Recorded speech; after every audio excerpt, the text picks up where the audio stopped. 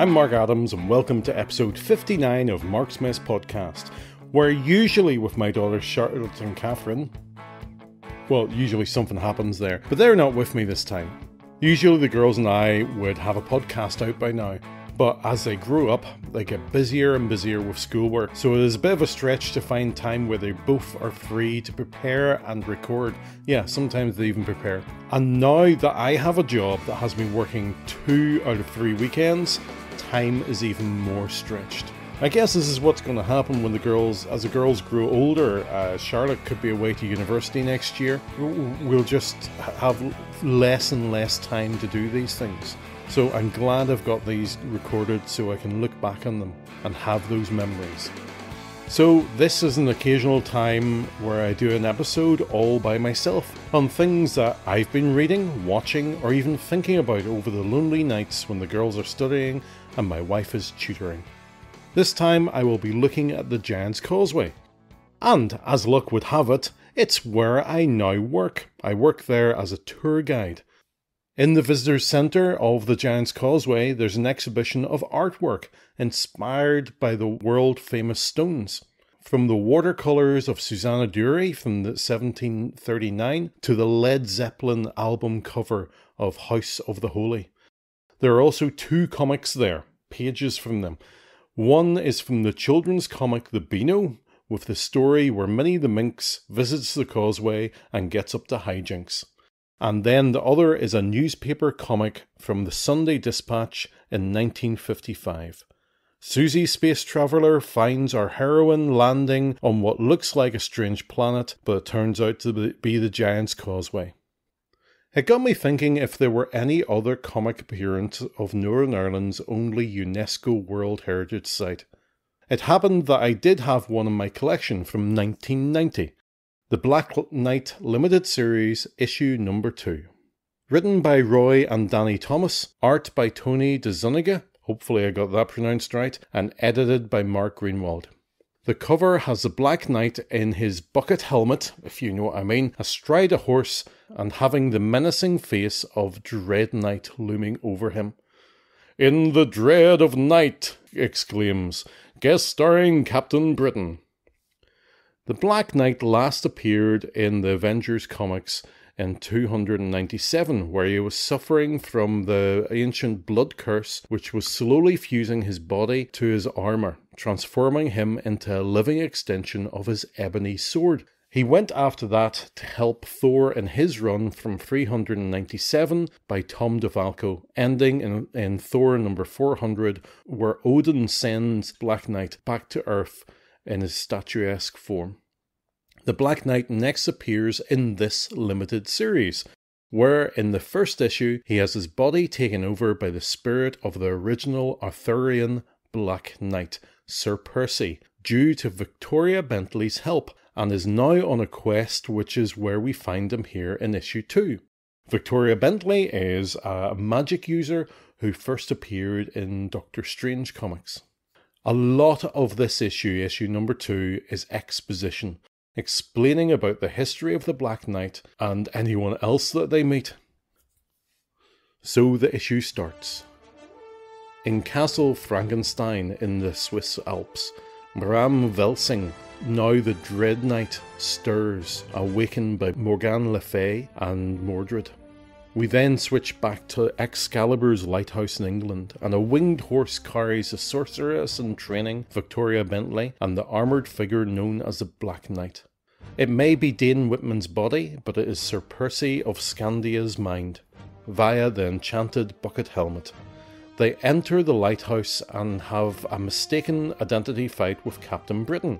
A page of explanations later brings Cap and the reader up to speed, and then they head for the castle of Morgane Le Fay that disappeared 1500 years ago, and cue 2 pages of Sir Percy explaining why it disappeared back in Arthurian times.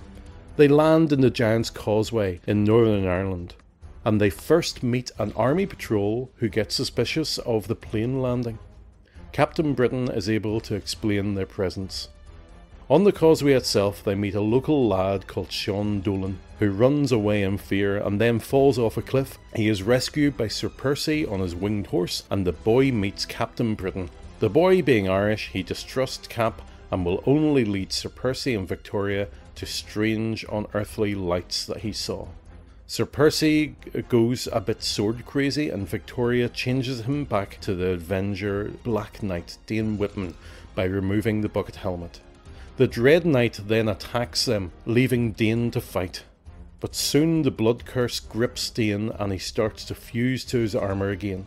While Victoria tries to place the bucket helmet back on Dane, he resists and the Dread Knight is about to attack, but the returning Captain Britain takes the blow, leaving enough time for Dane to make his choice to place the helmet upon his head, bringing control back to Sir Percy, who then easily defeats the Dread Knight.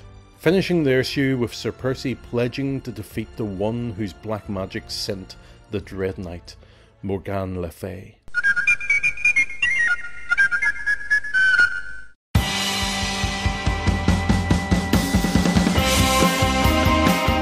Hi, I'm one of the High Priests of Khonshu Ray, and I have the sacred privilege of providing you, the loony listener, with a podcast honouring Marvel's very own Moon Knight.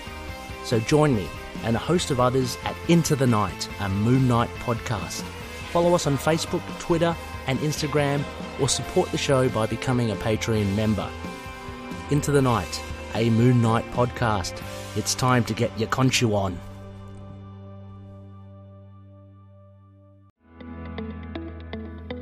Imagine a podcast that celebrates the things we love. Why spend time being so angry and cynical about our fandoms? Join me, the irredeemable Shag, for a show where we're just trying to be happy. The Once Upon a Geek Podcast. Our discussions focus on a variety of geeky subjects that we're passionate about. While the topics will be ever-changing, our focus will be on science fiction, comic books, what it means to be a geek in this world, and other nostalgia-fueled ideas. Life is short. Focus on the positive. Find your joy. The Once Upon a Geek Podcast, part of the Fire and Water Podcast Network.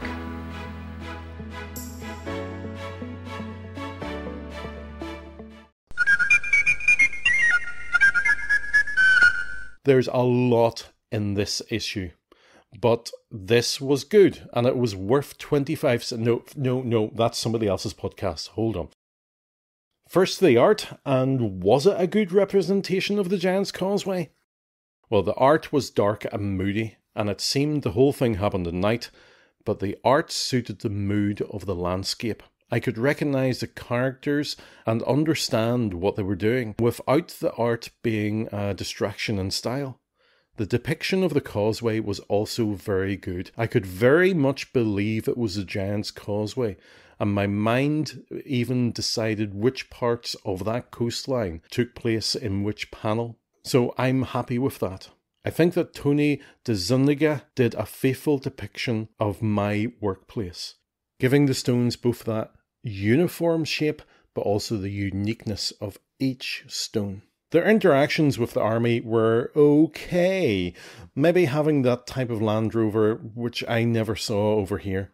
During 1990, there were still British patrols in Northern Ireland. Their job was to prevent terrorist attacks, either terrorists planting bombs or gun attacks. And a friend of mine was killed by a bomb on a road in 1990, so the threat was definitely there. Mainly from Republican paramilitaries, but also from Loyalist paramilitaries. When Victoria decides not to explain to Sir Percy about the Irish troubles, I think she was right. As my dad used to say, if you understand the situation, you don't know what's going on. Sean is a bit of a cliché. Someone who identifies with being Irish, but hates everything to do with the British, hence his dislike of Captain Britain. He would then obviously have disliked Sir Percy, who was English, and to be honest, the most hardened Republicans that I ever knew still supported English football teams. Sean turns up as a support character in Black Knight stories as his squire, living with him in his castle in England. You know, the castle that's next door to Victoria's castle. Sean eventually has his body taken over by the villain Blood Wraith in the 1993 Avengers Annual. That was a year that each of the annuals introduced a brand new either villain or hero, which I'm not too sure if any of them stuck. I enjoyed this issue.